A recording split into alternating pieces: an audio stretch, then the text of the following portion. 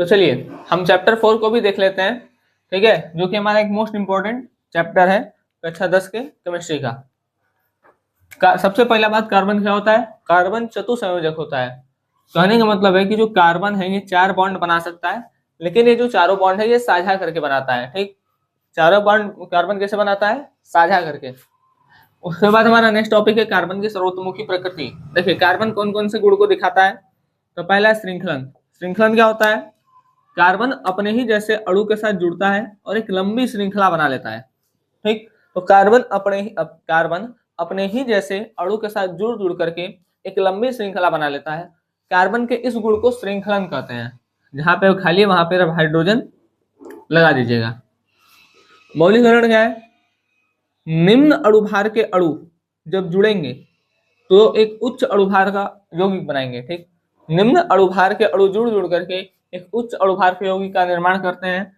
तो ये जो गुण है ये कहलाता है बहुलीकरण। ठीक है, इसमें जो सिंगल सिंगल है इसको एकलक कहते हैं, और ये जो बड़ा सा बना है इसको बहुलक कहते हैं। ठीक, इसका एग्जाम्पल हो सकता है एथीन से पॉलीथीन का बनना, जैसे NCH2 डबल बॉन्ड CH2। ठीक है, ये हो सकता है CH2 ऐसे लगातार जुड़ता जाए n नंबर तक। ठीक, तो यहाँ पर एथ डबल बॉन्ड है तो इन एथीन। अब यहाँ पर कई सारा है तो यहाँ पर हम बोल देते हैं इसको पॉलीथीन, पॉलीएथीन। उनको शॉर्ट में बोलते हैं पॉलीथीन। ठीक है, शॉर्ट में क्या मतलब बोलते हैं तो पॉलीथीन आता है, शॉर्ट में नहीं। ठीक, तो निम्न अणुभार के अणु जुड़ जुड़ करके एक उच्च अणुभार के यौगिक का निर्माण करते हैं, उसको बहुलीकरण। कार्बन अपने ही जैसे अणु के साथ जुड़ करके एक लंबी श्रृंखला बना लेता है, उसको हम क्या कहते हैं? श्रृंखलन। ठीक, नेक्स्ट देखते हैं समावयवता। इसको देखिए, ये एग्जाम्पल सॉरी ये जो गुण है वो इंपॉर्टेंट है, समावयवता। हालांकि इसमें सारा इंपॉर्टेंट है। ठीक है,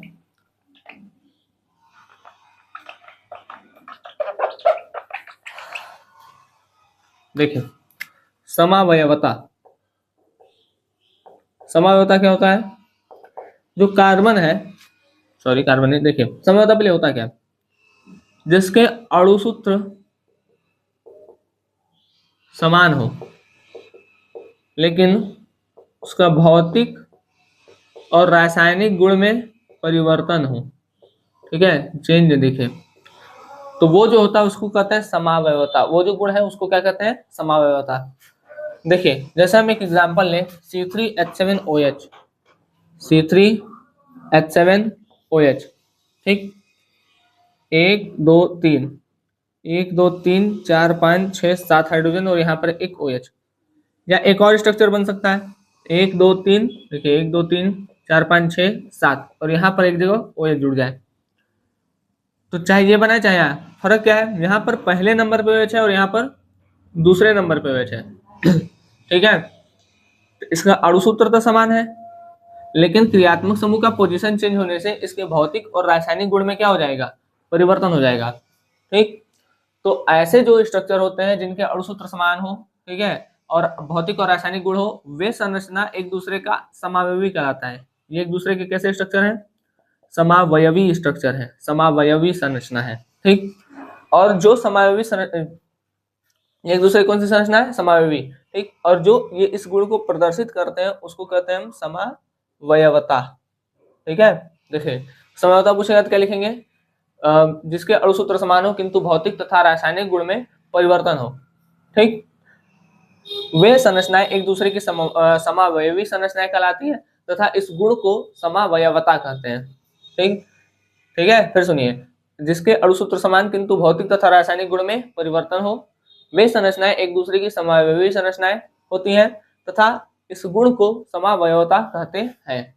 ठीक है, तो ये हमारा, और ये एग्जाम्पल, सब में आप एग्जाम्पल देना मत भूलिएगा, इंपॉर्टेंट है। ठीक है, चलिए चलते हैं आगे। नेक्स्ट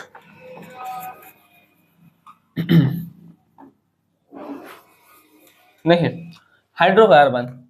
ये इसमें से क्वेश्चन बनता भी है, चाहे संतृप्त चाहे असंतृप्त, आपसे पक्का पूछा जाएगा। ठीक, हाइड्रोकार्बन दो टाइप के होते हैं, हो सकता है। अच्छा, हाइड्रोकार्बन होता क्या है? देखिए हाइड्रोकार्बन जिसमें केवल और केवल हाइड्रोजन और कार्बन हो। ठीक, हाइड्रोकार्बन उसको कहते हैं जिसमें केवल कार्बन और हाइड्रोजन हो। उसके अलावा आपको कुछ नहीं देखने को मिलेगा।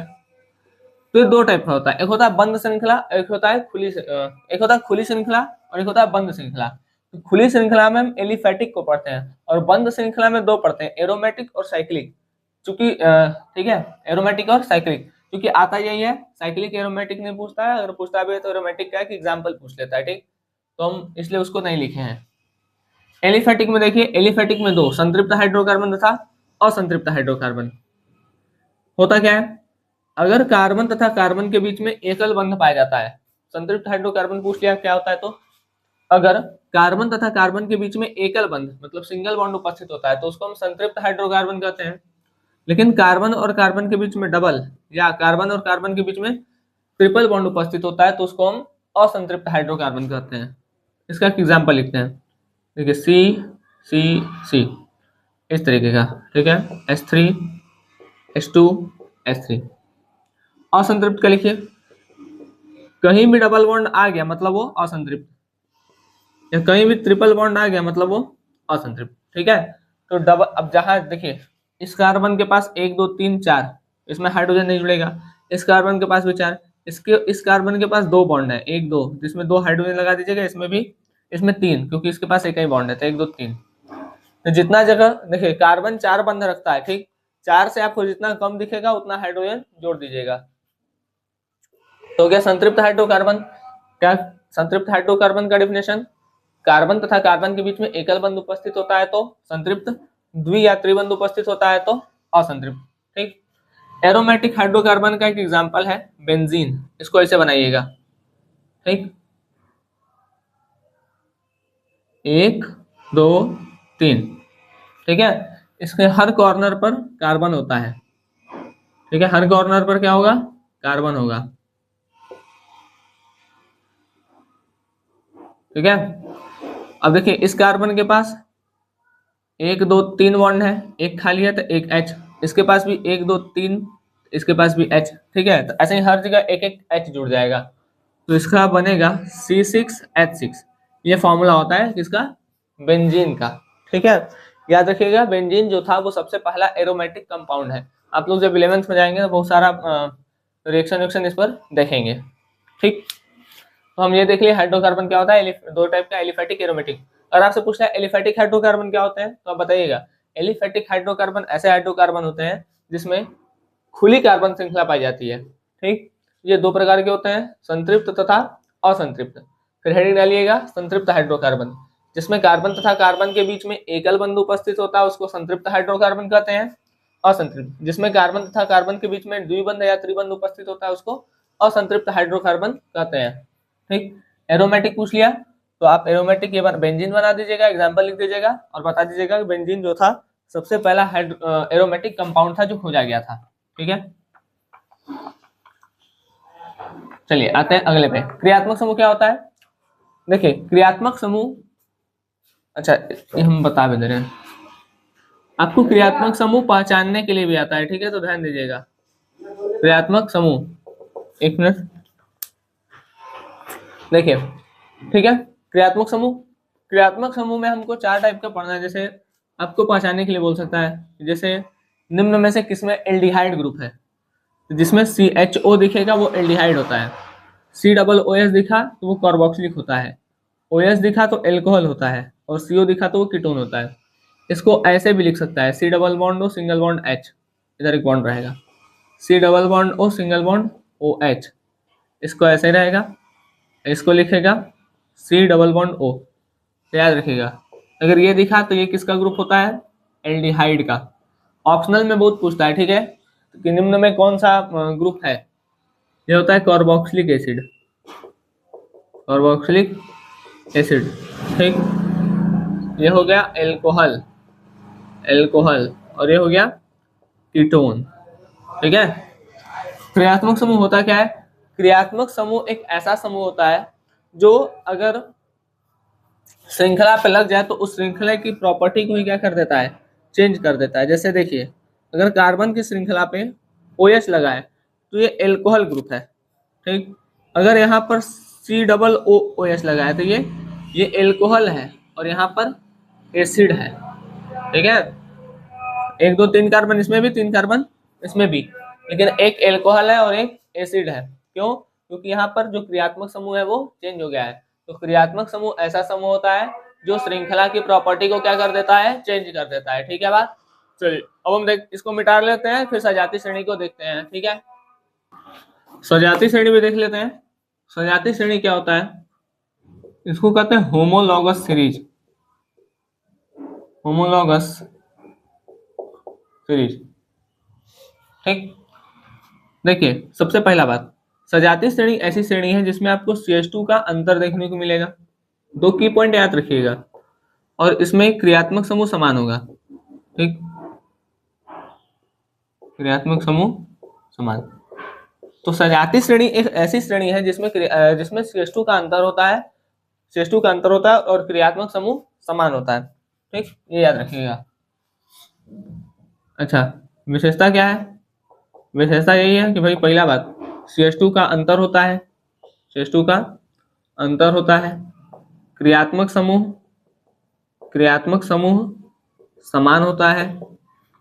ठीक, अणुभार में 14 का अंतर होता है। देखिए CH2 है तो 12 ये है, 2 ये, 12 2 14, तो अणुभार में 14 का अंतर।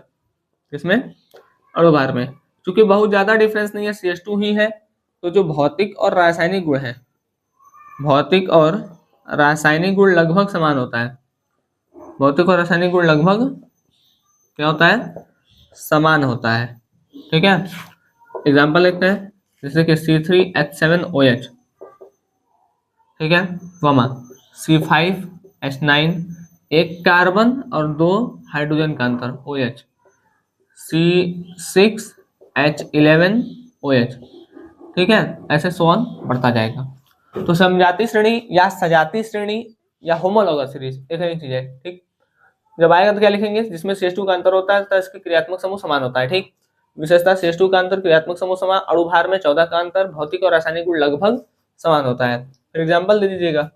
ठीक है, अब हम रिएक्शंस को देख लेते हैं। जो रिएक्शन है, देखिए अभिक्रिया आपसे पूछी जाती है। इस अभिक्रिया में साबुनीकरण, एस्टरीकरण, प्रतिस्थापन और ऑक्सीकरण योगात्मक, ये बहुत महत्वपूर्ण है। दहन उतना नहीं पूछता है। ठीक, फिर भी हम देख लेते हैं, क्या आप पूछ ही ले। दहन क्या होता है? देखिए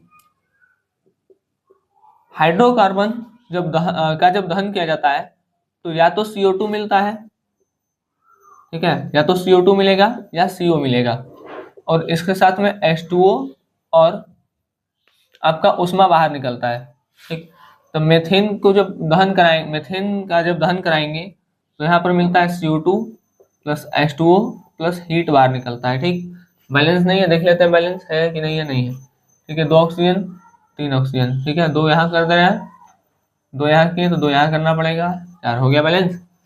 ठीक है, तो कहने का मतलब क्या है कि अगर हम हाइड्रोकार्बन का दहन कराएंगे तो हमको CO2, H2O तथा उष्मा को ना डेल्टा से दिखाते हैं, इसलिए त्रिभुज की तरह बनता है। ठीक है, इसलिए बनाए हैं, तो मिलता है।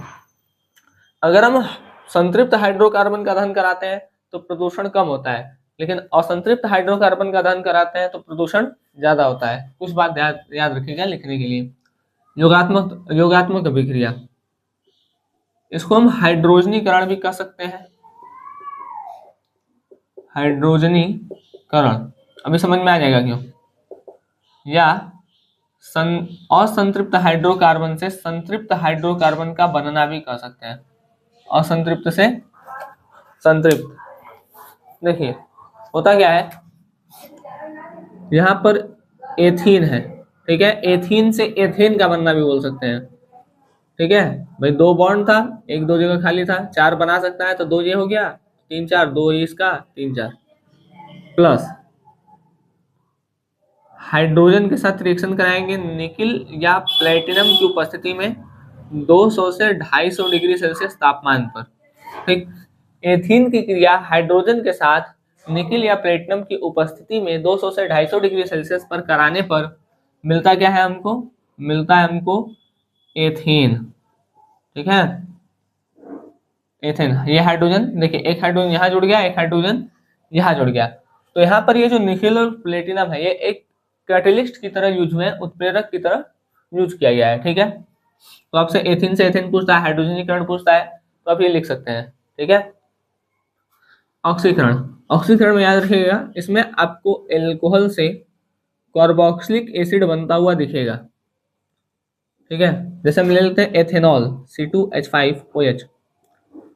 ठीक है। एल्कोहल की क्रिया KMnO4, इसको पोटेशियम परमैंगनेट कहते हैं।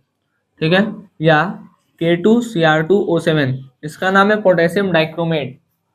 तो एथिल अल्कोहल की क्रिया पोटेशियम परमैंगनेट या पोटेशियम डाइक्रोमेट के साथ जब हम कराते हैं तो हमको CH3COOH मिलता है। ठीक है। CH3 CH2OH, CH3COOH मिलता है। ठीक। और वाटर जो होता है वो कहाँ निकल जाता है, बाहर। ठीक है। 2 कार्बन,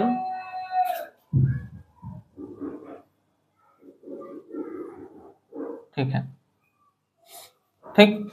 तो इसको कैसे लिखेंगे, एथिल अल्कोहल की क्रिया पोटेशियम परमैंगनेट के साथ या पोटेशियम डाइक्रोम सॉरी एथिल अल्कोहल की क्रिया पोटेशियम परमैंगनेट की उपस्थिति में या पोटेशियम डाइक्रोमेट की उपस्थिति में कराने पर क्या होता है कि हमको एल्कोहल से कार्बोक्सिलिक एसिड प्राप्त होता है। ठीक है। बात समझ में आ गया? तो ये आप ध्यान दीजिएगा, कोई दिक्कत? चलिए ऑक्सीकरण देख लिए हम लोग। भाई इसमें क्या है, एल्कोहल है, ये एथिल एल्कोहल है। एथिल एल्कोहल की क्रिया पोटेशियम परमैंगनेट या पोटेशियम डाइक्रोमेट की उपस्थिति में कराने पर कार्बोक्सिलिक एसिड प्राप्त होता है। इसका नाम है एथेनोइक एसिड, एथेनोइक एसिड, या इसी को हम कहते हैं एसिटिक एसिड या एसिटिक एसिड। एथेनोइक और एथिल एल्कोहल, इसका नाम है एथिल एल्कोहल। IUPAC में भी इसका खूब पूछता है। जैसे इसका आप ये याद रखिएगा, ठीक है, इसका नॉर्मल नाम और IUPAC दोनों पूछ सकता है। ये नॉर्मल नेम है एस्टिक एसिड और एथेनोइक एसिड IUPAC है। ठीक है। तो ऑक्सीकरण देख लिए। अब देखते हैं प्रतिस्थापन। ठीक है, इसको हम इरेज करते हैं, फिर हम प्रतिस्थापन देखेंगे, साबुनीकरण और एस्टरीकरण एक साथ देख लेते हैं। ठीक।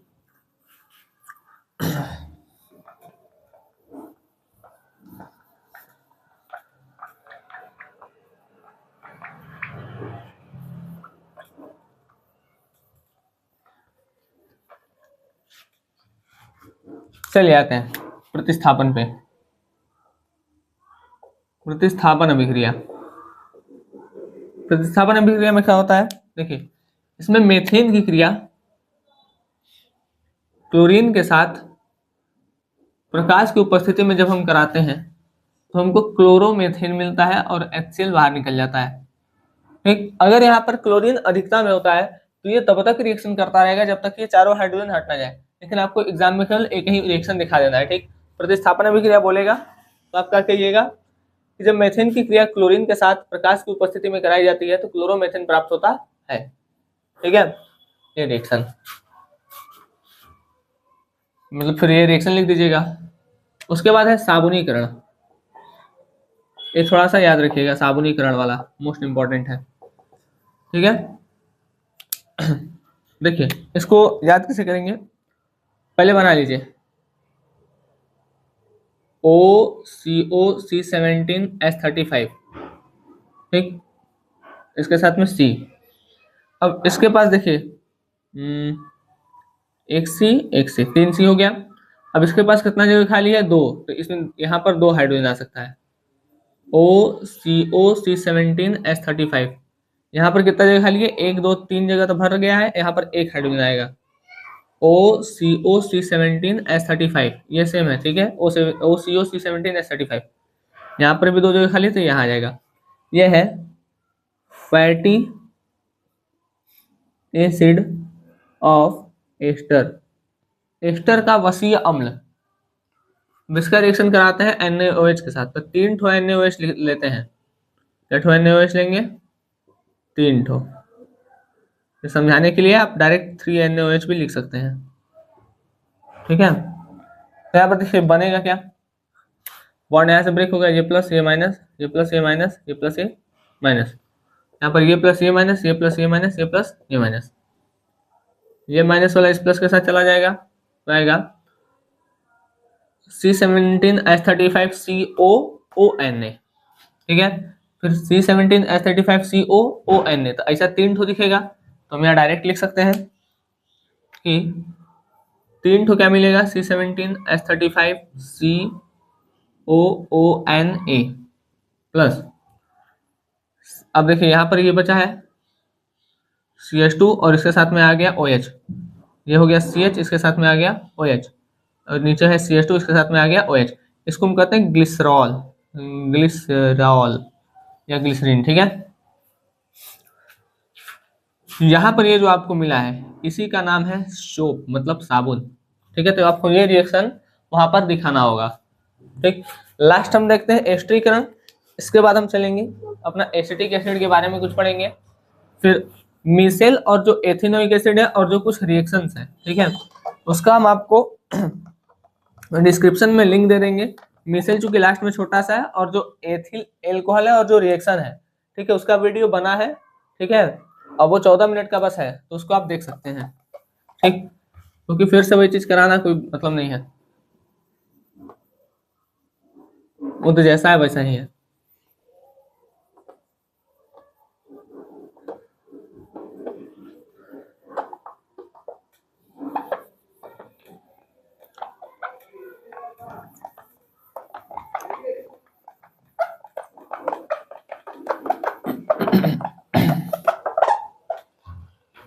एस्टरीकरण, एस्टरीकरण, एस्टरीकरण क्या होता है, देखिए, अगर हम एसिड की क्रिया, ठीक, जैसे मान लीजिए है हमारे पास CH3 COOH, एल्कोहल से करा दे,